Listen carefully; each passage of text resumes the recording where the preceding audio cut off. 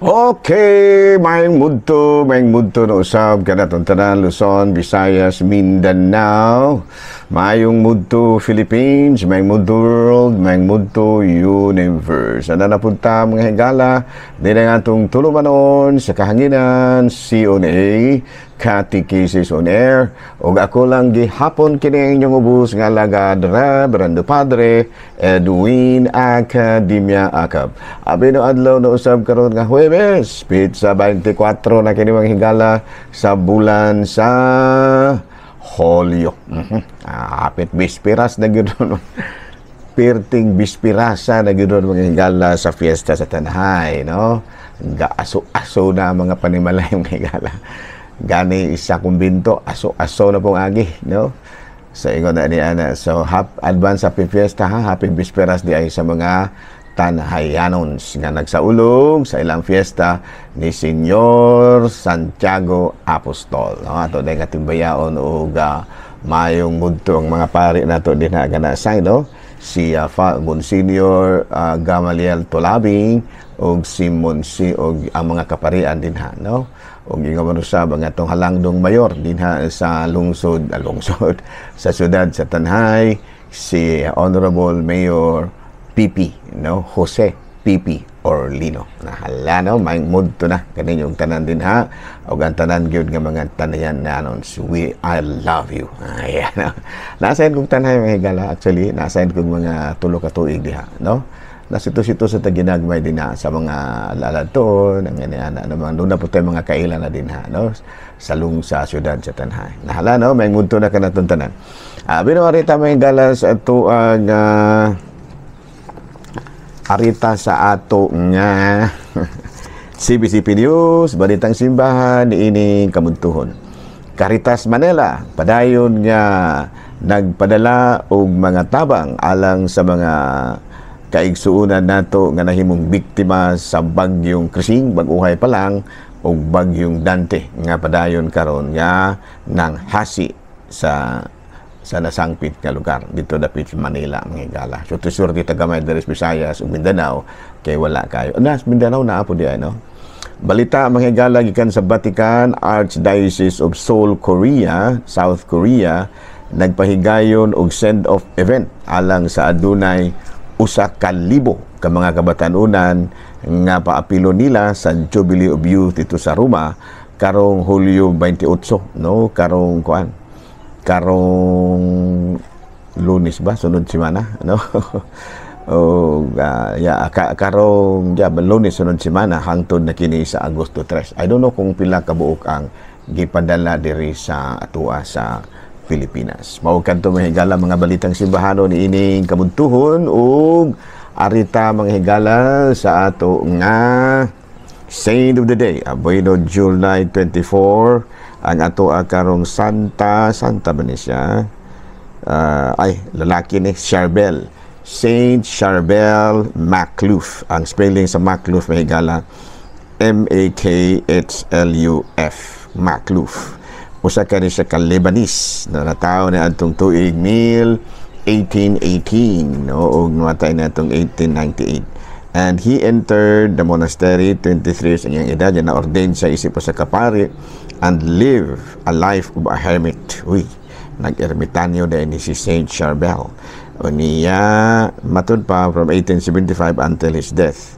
Known for his holiness, people were looking for him to receive blessings and do na ni siya devotion to the Blessed Sacrament. O niya died on Christmas Eve. Uy, namatay in town kini si Saint Charbel sa mismong Pasko, no? O niya ang yan tomb place on pilgrimage and of kining Pope Paul V, no?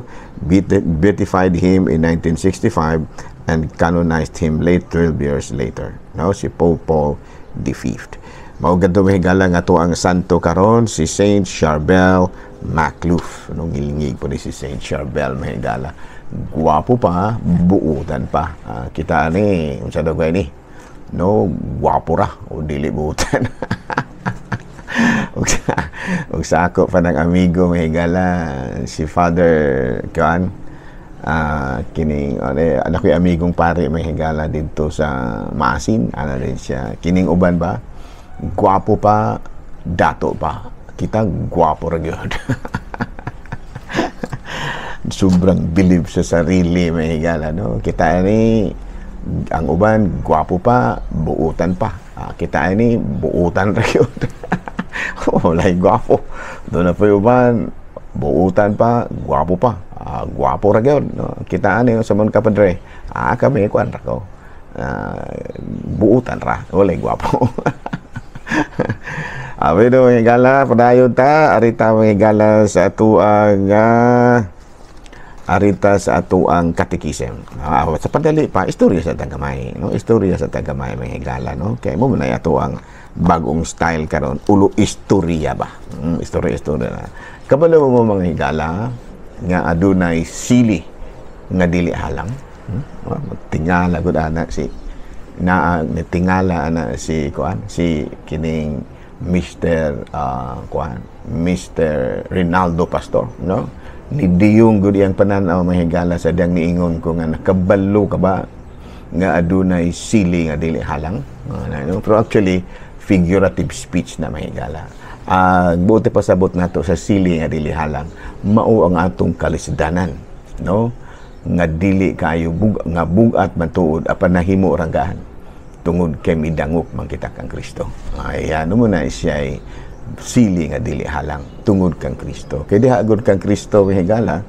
Of course, do naman gani kanta nga nagkanayon nga come to me those who are weary and I will give you rest. No, mo na siya sili nga dili halang, no? Mo na ang mga tao maingon na gani kung nakabalo ka ba nga dunay sili nga dili halang, madahat ko na. Mo ka na figurative speech may gala mo ka na nga atong mga kalisdanan nga nahimo ra siyang sayon tungod kang Kristo.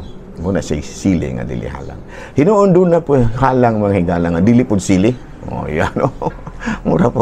Mura pog nabali. Mo po na ang kalisdanan nato nga sayon ra unta pero nahimo nga sayon ra unta pero nahimo nga lisod tungod kay nagpalayo man kita kang Kristo. Nato pa ang sili nga dili halang naghimo na siyang dili halang kung magpaduol kita kang Kristo. Apan kung ang halang nga pandili sili nahitabo ka na nga kanang butanga dili man unta sili pero nahimong halang tungod kay nagpalayo man kita kang Kristo. Ayan, no? Ato pa kinahanglan gid nga sa atong kinabuhi atong likayan, no, nga malayo kita kang Kristo kay samara nga nag-inom kag kape nga halang. Klaro. Klaro, no? Muna yung mga istorya, mga higala nga, mga kuan ba, pamalandungan nato, no? Ang imong duna kabay sili nga dili halang. Ako sili nga dili halang. Ano man, ang ako dang pagkapari, bugat biya po ni. Kaya daghang kita, kini kong pari may higala. That is why we are trained not only in academ, not only in kanabitang spirituality, but also pastorally. No? Kay academics, pastorally, spiritually, no, unya the way we are associate with people kay mauni ang amuang mga buluhaton may higala muni siya sili namo, no? Apan dili na sa mahimong halang kung kung muduol ako kang Kristo maupod mo, no? Kanang inyong anak nga buluyagon ba dili mo eskwela sige ras internet, no? Kalas kay piso mahimo mo na siya sili nga inuhang nasa inyuhang kinabuhi pero dili na siya mahimong halang kung iampo ninyo ng anak ka. Klaro? Mahimo na siyang dili na siya halang kung imo na siyang iduol kang Kristo. No, nya kana pong inyuhang kalaki kini mga buluyago nato nga mga kaigsuunan nga imbis wala ra untay problema, wala dili unta halang, nahimong halang bisag dili sili kay ngano man imbis nga maayo ra ang trabaho nagpabuyag man pod, no? Sama ra na sa usa ka kani bitong karon rong mga higala nga ang uban maayo ra kay kahimtang nangapriso ngano man nangahimong nangahimong halang ang ilang kinabuhi imbis ang ilang gikaon cake ra unta nahimong cake nga halang. Ano man ingon lagi ta usahay mga higala mo na ingon nga tao nga mangitag problema imbis walay problema na problema ra. Muna siya example niya. Ang pinakangilngig yun nga sili manghigala, no? Kabalo kag unsa sa tinud-anay lang naagi siling baling hayaga halanga. Unsa man kinig yung siling demonyo. Amot ka, I don't know kung nakadungong bumuana, no? Kanang siling demonyo. Pagkahalangan ng mga higala. Personal yun, nakatilaw ko pagkahalangan ng siling demonyo. Pero figurative speech gyapon na. Mao ka na ang atong lisod nga kinabuhi, nga ato pa yung gitiwasan o kalisod. No? Pareho sa na og pobre ka mga higala, o niya nangawat pagyug ka. Mura, o niya nadakpan pagyug ka. No? Imbis nga halang nagdaan kay baling pobrihan ng kinabuhi, nangawat pagyug ka, imbis nga sili raon datong ordinaryo nahimong siling demonyo gano man nangawat manoong ka, no? Pareho sa na og usa ka batan-on ba nga naglisod sa eskwelahan, no? Tungod lagi kay lisod kaayo ang pagnabuhi, nag-adik pamangyod hinoon, no? Nahimong imbis nga sili ra natural nahimong siling demonyo, no? Na siling demonyo pa daw kuna na perti ang halanga, pero dili tana. Kung sili man gani, himuon na tong sili nga dili halang. Dili na to himuong sili nga demonyo. Klaro? Nauna itong istorya karon nga higala. So, panabi na ninyo. Pangutan-an ang inyong mga silingan, din na og naa ba mo'y sili nga dili halang. Ug moingon gani na sila nga wala. Ayaw to, no? Kay kinsa man kuno'y tao ron nga walay problema.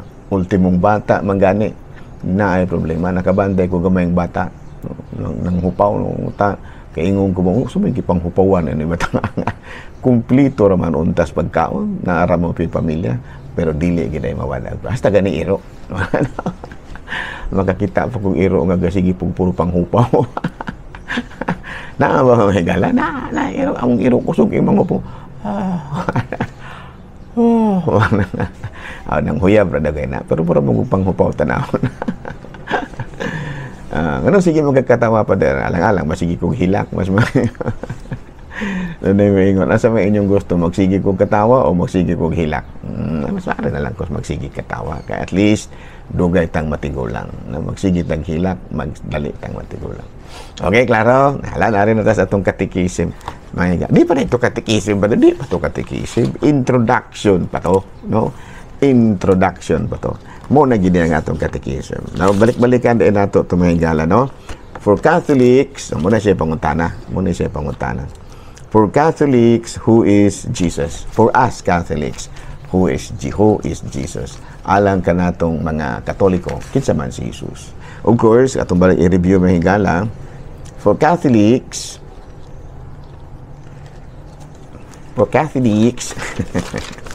atong pahayagan mga higala kini akong mata kaluos Ginoo mga higala halong na kay na ako ay sorry nakita ang akong suga nga mo'y akong ipahayag lara no abi na mga higala no for Catholics Jesus is the Son of God and number 2 He is the second person of the Holy Trinity who became human to our humanity. Number 3, He is both God and human. No? Diyos ug tao nga matuod. Number 4, He is the Word made flesh. And number 5, He lived on earth, died and on the cross and rose from the dead, offering salvation and eternal life to those who believe in Him. Muna atong pagtuo kang Kristo. Karon ang atong i-discuss mga higala kining kabahin sa kining si Kristo ang ikaduhang persona sa usa ka Dios. The second person and one God. Okay, muna atong i-discuss mga higala. When we were baptized, no, sa diha nga sa pamurag atin murag taas naman kayo mga higala ako ang kuan. Dinilasan ako utob ha. Kay murag ni taas nagmaayo na abot nag 28 minutes. Balik-balikan na to niya. Balik-balikan na to ni mga higala ha sunod adlaw. Daghang salamat o mayong mudto Pilipinas.